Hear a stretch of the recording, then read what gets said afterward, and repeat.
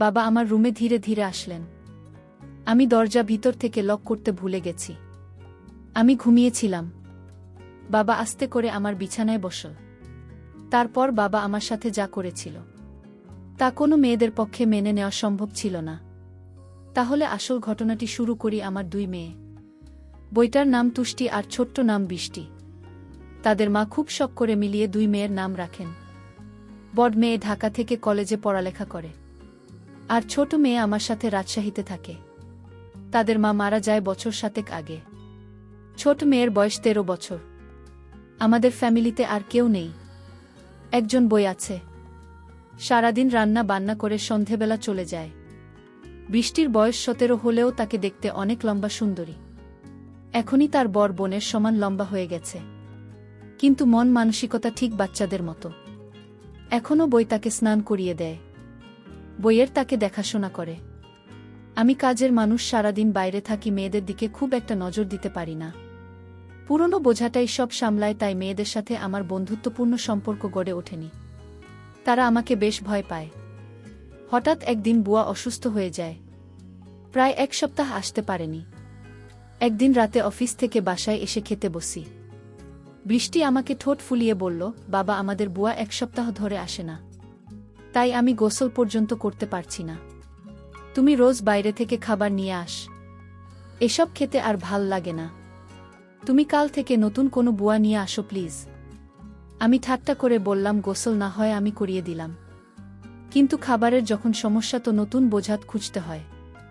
বৃষ্টি বলল, ঠিক আছে কাল গোসল করিয়ে দিও। আমি খাওয়া বন্ধ করে মেয়ের দিকে চাইলাম। বৃষ্টি দেখতে খুব সুন্দর হয়েছে, একদম তার মায়ের মত। আমি বৃষ্টির দিকে তাকিয়ে থাকতাম, কারণ আমার মেয়ে বৃষ্টি ঠিক তার মায়ের মতো হয়েছে। আমি আমার মেয়ের চেহারার দিকে তাকালে আমার স্ত্রীকে যেন খুঁজে পেতাম। আমি ভাবতে লাগলাম, মেয়েটি তো বড় হয়েছে, তারপরও এখনও বাচ্চাদের মতো আচরণ করে। তাকে গোসল না করিয়ে দিলে সে গোসল করবে না। আমি বাবা হয়ে মেয়ের দায়িত্ব নিতে হবে। আমি বৃষ্টিকে বললাম, তুই এখন নিজের গোসল করা নিজে শিখ, কারণ কিছুদিন পর তোর শ্বশুরবাড়ি যেতে হবে। মেয়ে তখন বলল, বাবা আমি কোনোদিন শ্বশুরবাড়ি যাব না। আমি তোমার সাথে সারা জীবন থাকব, এই বাড়ি ছেড়ে আমি কোথাও যাব না। আমি আমার মেয়ের কথা শুনে অবাক হয়েছিলাম। এই মেয়েকে নিয়ে আমি কি যে করি। পরের দিন তাকে আমি গোসল করিয়ে দিলাম, নিজ হাতে তুলে ভাত খাইয়ে দিলাম। তারপর মেয়ে আমার শান্ত হল। আমি বললাম, যাও বৃষ্টি, এবার তোমার রুমে গিয়ে ঘুমিয়ে পড়। সে বায়না করে বলল, বাবা ঠিক আছে, বড় আপুকে ছাড়া আমি একা আমার রুমে ঘুমাতে ভয় করে। আমি তাকে সান্ত্বনা দিয়ে বলেছিলাম, সোমা কিছুদিন পর থেকে তুই আমার রুমে ঘুমাবি, ঠিক আছে? এখন নিজের রুমে গিয়ে ঘুমিয়ে পড়ো মা। তারপর মেয়ে যখন তার নিজের রুমে ঘুমাতে গেল, আমি গভীর রাতে আমি ধীরে ধীরে মেয়ের শোবার ঘরে গেলাম। গিয়ে দেখি সে টিভি দেখছে। আমি তাকে গিয়ে বললাম, না তুমি এখনো টিভি দেখছো? আমার মেয়েকে বললাম, মারে তোর মুখের দিকে তাকালে তোর মায়ের মুখটা আমার চোখের সামনে ভেসে ওঠে। আমার কথা শুনে সে খুব খুশি হল। আমি আমার মেয়ের দিকে তাকিয়ে রইলাম। আমি যেন আমার মেয়ের মাঝে আমার স্ত্রীকে খুঁজে পেলাম। আমি যখন এভাবে তাকিয়েছিলাম, সে কিছুটা অবাক হল। বলল, তোমার কি হয়েছে বাবা, তুমি এভাবে আমার দিকে তাকিয়ে আছো কেন? আমি তোমার খুব আদরের মেয়ে, তাই না বাবা? আমি বললাম, হ্যাঁ মামনি, তুমি খুব আদরের মেয়ে আমার। আমার বাবা বলল, মা আমি তোমার সাথে আমার একটা কথা ছিল। কি কথা বাবা? মামনি তুমি আমার কথা রাখবে? মামনি আমার মেয়ে বলল, বাবা তুমি আমার জন্মদাতা, আর তোমার কথা কি আমি ফেলতে পারি? আমি তোমার সব কথা রাখব। তোমার কথা না রাখলে যে আমার অমঙ্গল হবে। আমি ভাবতে লাগলাম কিভাবে কি করা যায়। হঠাৎ বুদ্ধি এল মাথায়। আমি তাকে গম্ভীর হয়ে জিজ্ঞাসা করলাম, কতদিন গোসল করিস না মা? প্রায় 1 সপ্তাহ। তাই? আচ্ছা ঠিক আছে, চল আমি তোমাকে আজ গোসল করিয়ে দেই। কাজের বুয়া আসবে কোনোদিন, আর তুমি এতদিন গোসল ছাড়া থাকবে মানি? গোসল না করলে ঘুম হবে না মামনি রাতে, তাই চল আগে গোসল না করিয়ে দিই। তুমি আমার মেয়ে, আমি তোমার যত্ন না করলে লোকে মন্দ বলবে। তাছাড়া আমি তোমাকে এভাবে থাকতে দিতে পারি না। চলো আমি তোমাকে গোসলটা করিয়ে দেয়। এতদিন গোসল না করলে শরীর খারাপ হবে। মেয়ে বলল, এখন তো রাত, কাল সকালে করি। আব্বু আমি আমার মেয়ের কথা মেনে নিলাম, তবে মাকাল তো আমি কাজে চলে যাব, ফিরতে আবার রাত হবে। মেয়ে বলল, ঠিক আছে বাবা, তাহলে কাল রাতে তুমি গোসল করিয়ে দিও, যাও বাবা এখন গিয়ে ঘুমাও, আমিও ঘুমাব। ঠিক আছে মা, তাহলে তুমি ঘুমিয়ে পড়। আমি ঘুমাতে গেলাম। পরের দিন সকালে উঠে আমি আমার মেয়েকে বললাম, মা, আজ বাড়িতে কেউ নেই, তাই বাড়িটা একদম খালি পড়ে থাকবে। তোমার আজ আর স্কুলে যেতে হবে না, কাল স্কুলে যেও। আমি বাবার কথা শুনে খুব খুশি হলাম, কারণ আজ সারাদিন টিভি দেখতে পারবো। সেদিন আমি সারাদিন ঘরে বসে টিভি দেখছিলাম, বড় আপুর সাথে ফোনে কথা বলেছিলাম। সন্ধ্যা ঘনিয়ে আসছে, বাবা এখনো বাড়িতে ফিরছেন না। আমি বাবার জন্য অপেক্ষা করতে লাগলাম, কিন্তু বাবা প্রায় রাত 10টার দিকে বাড়িতে ফিরল। আমি বাবাকে জিজ্ঞেস করলাম, বাবা, এত দেরি হল কেন? আমি তোমার জন্য সেই কখন থেকে অপেক্ষা করছি, তোমার কোনো খবর নাই। বাবা বলল, মা, আমি একটা ঝামেলায় পড়ে গিয়েছিলাম, তাই আসতে একটু দেরি হয়ে গিয়েছে। এখন চলমান গোসল করিয়ে দিই। মেয়েটা বলল, বাবা, আমি আজ গোসল না করলে হয় না, খুব শীত লাগছে। আমি মেয়েকে বললাম, মা, আজ তোমার গোসল করতে হবে, নইলে তোমার শরীরে অসুখ হয়ে যাবে, শরীরে সর্দি জ্বর আসতে পারে। আমি বাবার কথা শুনে বললাম, ঠিক আছে বাবা, চলো আমি গোসল করব। আমি তাকে বাথরুমে নিয়ে গেলাম। তারপর আমার ছোট্ট মেয়েটাকে গোসল করিয়ে দিলাম। আমার লক্ষ্মী মেয়েটা বলল, বাবা, আজ মাথাটা অনেক ভাল লাগছে, আমার শরীরটা ভাল লাগছে। আমি বললাম, গোসল হচ্ছে আল্লাহর নেয়ামত, গোসল না করলে শরীর ভালো লাগে না, রাতে ঘুম হয় না। আজ তোর অনেক ভালো ঘুম হবে। তারপর রাতের খাবার খেয়ে যখন আমি ঘুমাতে গেলাম, আমার মেয়ে বলল, বাবা, আজ তুমি আমার রুমে ঘুমাবে, কারণ এই রুমে আমি একা একা থাকতে ভয় লাগে। আগে তো আপু আর আমি একসাথে থাকতাম। আমি আমার মেয়ের কথা শুনে বললাম, ঠিক আছে, তুমি আমার রুমে চলে আসো। আমি আর আমার মেয়ের গল্প করতে শুরু করলাম। আমার মেয়ে আমাকে জিজ্ঞেস করল, বাবা, তুমি মায়ের অভাব বোধ করছো? হ্যাঁ মা, তোর মা তুই অনেক ছোট থাকতেই মারা গিয়েছিল। আমি তোদের কথা চিন্তা করে আমি আর কোনো বিয়ে করিনি, কারণ সৎ মা বাড়িতে নিয়ে আসলে আরও যন্ত্রণা বাড়বে। তাই এইসব ভেবে আর বিয়ে করিনি, কারণ তাদের মুখের দিকে তাকিয়ে আমি সারাটা জীবন কাটিয়ে দিব। বাবার কথা শুনে আমার কান্না চলে আসছিল।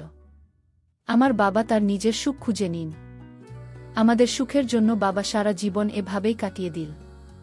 আসলে এরকম ভাবা হয় না এই যুগে, কিন্তু আমি যে ভাবনাটা ভেবেছিলাম সেটা আমিই ভুল ভেবেছিলাম। জানি না সেটা ভুল না সঠিক। আমি পরদিন রাতে বাবার রুমে থাকতে চাইনি, কারণ রাতে বাবা নাক ডাকে, এটাও সমস্যা ছিল না। আমি বাবাকে পাশে রেখে মোবাইল দেখতে পারি না, আর সেই জন্য নিধন্ত নিলাম, আজ থেকে আমি আমার রুমে একা ঘুমাব। আমি পরদিন বাবাকে বললাম, বাবা, আজ আমি একা একা আমার রুমে ঘুমাব। আর সেদিনই ঘটল আসল ঘটনা। আমি রাতে আমার রুমে যখন ঘুমাতে গেলাম, তখন বাবা আমায় ডাক দিয়ে বললেন, তুমি তোমার রুমে একা ঘুমাতে ভয় পাবে না? মেয়ে আমার বলল, না বাবা, আমি তো দিন দিন বড় হচ্ছি, আর এখন আমার একা একা রুমে ঘুমাতে ভয় করে না। বাবা, তুমি ঘুমিয়ে পড়। কিন্তু আমার চোখে ঘুম নেই। আজ 15 বছর ধরে আমি একা। আমার স্ত্রী একটা রোড অ্যাক্সিডেন্টে মারা যায়। আমার স্ত্রী দেখতে অনেক সুন্দর ছিল। আমার তো মন চায় অনেক কিছু করার। যাই হোক, আমার চোখে ঘুম আসছিল না। ঘড়ির কাঁটার দিকে তাকিয়ে দেখি রাত প্রায় 1টা বাজে। আমি আস্তে করে আমার মেয়ের রুমের দরজার কাছে গেলাম। দরজা ধাক্কা দিতেই খুলে গেল।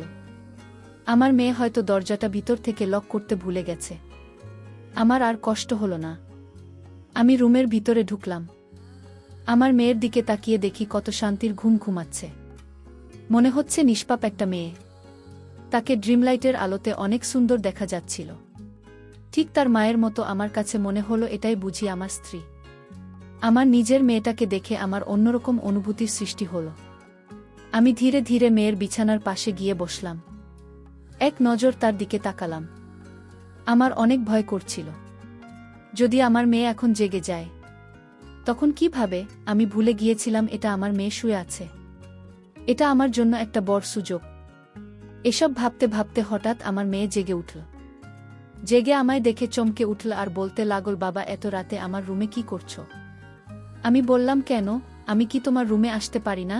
কিন্তু বাবা, আমি তো দরজা লক করে ঘুমাচ্ছিলাম। তুমি রুমের ভিতরে ঢুকলে কি করে? আমি বললাম, মা, তুই ঘুমানোর আগে দরজা লক করতে ভুলে গিয়েছিলেন, আর তাই তো রুমে আসতে পারলাম। বাবা, তুমি ইদানিং কেমন জানি হয়ে গেছ। যাও তোমার রুমে গিয়ে ঘুমাও। যখন তখন আমার হুম ঘরে চলে আসো। পরদিন সকালে আমি আমার মেয়েকে বললাম, মা, গোসল করবি না? আমি চলে গেলে কে তোরে গোসল করাবেন? মেয়ে তখন বলল, বাবা আজ থেকে তোমার আর কষ্ট করতে হবে না। আমি নিজে গোসল করতে পারব। আমি আমার মেয়ের কথা শুনে ভাবলাম মেয়ে কি আমার মনের কথা জেনে গেছে, আরেক মনে ভাবলাম সে আমার মনের খবর কি করে জানবে। আমি রাতে বাড়িতে ফিরলাম। ফিরে দেখি মেয়ে ঘরে বসে টিভি দেখছে। আমি আমার মেয়েকে জিজ্ঞেস করলাম, বৃষ্টি আজ তুই আমার রুমে ঘুমাবি কারণ আমার শরীরটা ভালো না। আমি বাবার বাহানা কিছুটা বুঝতে পারছি, কারণ বাবার ইদানিং মনের ভিতর খারাপ কিছু চলছে। আমার বাবাকে সন্দেহ সৃষ্টি হলো। আমি সিদ্ধান্ত নিলাম আমি আর বাবার রুমে ঘুমাব না। বাবা ইদানিং পাগলের মতো হয়ে গেছে। আমি আজ আমার রুমে ঘুমাতে গেলাম। রাতে শরীরটা ক্লান্ত ছিল, তাই আজ সকাল সকাল ঘুমিয়ে পড়েছিলাম। রাত যখন গভীর হল, আমি অনুভব করলাম আমার রুমে কে যেন প্রবেশ করছে। আমার সাথে অদ্ভুত আচরণ করার চেষ্টা করছে। আমি যখন বুঝতে পারলাম, আমি ঘুম থেকে উঠে বাবাকে দেখতে পেলাম। আমি বাবাকে বললাম, বাবা এত রাতে আমার রুমে কেন আসলে, আর আমার সাথে এমন আচরণ কেন করছো? বাবা তুমি ভুলে গেছো আমি তোমার মেয়ে। তুমি এখনই রুম থেকে বাহির হয়ে যাও। বাবা তখন চিৎকার করে বলল, আমি যে রুম থেকে যাব না। এই রুমে আমার স্ত্রী লুকিয়ে আছে। বের করে দাও আমার স্ত্রীকে। বাবার কথা শুনে আমি অবাক হয়ে গেলাম। আশ্চর্য তো, বাবা এসব কি বলছে? বাবা আমি তোমার আদরের মেয়ে, তুমি এসব কি বলছো বাবা? তুমি যদি আমার সাথে খারাপ আচরণ করো তাহলে আমি ভুলে যাব তুমি আমার বাবা। বাবা আমায় বলল, আজ আমি মরে যাব তাও আজ এই রুম থেকে বের হব না। বাবার এমন কথা শুনে আমি বাবাকে একটা ধাক্কা মেরে ফেলে দিলাম। বাবা তখন অজ্ঞান হয়ে লুটিয়ে পড়ল। আমি তাড়াতাড়ি বড় আপুকে ফোন দিলাম। বড় আপু আর আমি বাবাকে হাসপাতালে নিয়ে গেলাম। বাবা 3 দিন যাবত অজ্ঞান ছিল। বড় আপু আমায় বলল, তুই নিজের বাবাকে ধাক্কা মারলেই আপু, তুই জানিস না বাবা প্রতি রাতে আমার রুমে আসত, অন্যরকম আচরণ করার চেষ্টা করত। তাই আজ আমি বাবাকে কখন যে ধাক্কা মারলাম তা বুঝতে পারিনি। বাবার যখন জ্ঞান ফিরল, ডাক্তার বলল, আপনার বাবা পাগল হয়ে গিয়েছে, ওনার ব্রেন নষ্ট হয়ে গিয়েছে, আর তাই আপনার সাথে এরকম খারাপ করত। ডাক্তারের কথা শুনে আমি কান্না করতে লাগলাম আর বলতে লাগলাম, আমি বড় ভুল করে ফেলেছি। আমার বাবা জ্ঞান হারাচ্ছিল, আর তাই তো আমার সাথে এরকম করত। বাবা তো আগে এরকম করত না। আমাদের কথা শুনে বাবা বেড থেকে উঠে বসল, আর আমাদের 2 বোনকে উদ্দেশ্য করে বলতে লাগল, শোনো মা, ডাক্তার ভুল বলেছে, আমি পাগল নই। আমার মাথাও ঠিক আছে। আমি 15 বছর ধরে তোমাকে দেখি না, আর তাই সে আমার পাশে না থাকাতে আমি সারাক্ষণ চিন্তায় ডুবে থাকতাম, আমার কিছুই ভালো লাগত না। কিন্তু আমার ছোট মেয়ে বৃষ্টির দিকে তাকালে আমার মনে হতো আমার স্ত্রীকে খুঁজে পেয়েছি, কারণ বৃষ্টি দেখতে হুবহু তার মায়ের মতো, আর তাই আমার মেয়ে হিসেবে বৃষ্টিকে দেখতাম। এতে আমার চিন্তা কমে যেত। আমি প্রতি রাতে তার রুমে গিয়ে তার কাপড় চোপড় এলোমেলো থাকলে আমি তা গুছিয়ে দিতাম। এটা কি আমার অপরাধ? আমার নিজের মেয়েকে স্নেহ করা কি আমার অপরাধ? আমার মেয়েকে আমি দেখতে না পেলে আমার খুব কষ্ট হতো রে মা। আমার মেয়েকে আমি সবসময় চোখে চোখে রাখা, সেটাও কি আমার অপরাধ? বাবার মুখে এমন কথা শুনে আমি হাউমাউ করে কান্না করতে শুরু করলাম। বাবার পায়ে ধরে আমি বাবার কাছে ক্ষমা চাইলাম। বাবা তুমি আমায় ক্ষমা করে দাও, আমি তোমাকে ভুল বুঝেছিলাম। আসলে তোমার মতো বাবা পাওয়া এখনকার যুগে ভাগ্যের ব্যাপার। বাবা আমাকে ক্ষমা করে জড়িয়ে ধরে বলল, কাঁদিস না মা, তুমি কাঁদলে যে আমি সহ্য করতে পারি না। আজকের গল্পটি কেমন লাগলো তা অবশ্যই কমেন্ট করে জানাতে ভুলবেন না। আর যদি গল্পটি তোমাদের কাছে ভালো লাগে তাহলে আমার চ্যানেলটিকে সাবস্ক্রাইব করে পাশে থাকবেন। ধন্যবাদ।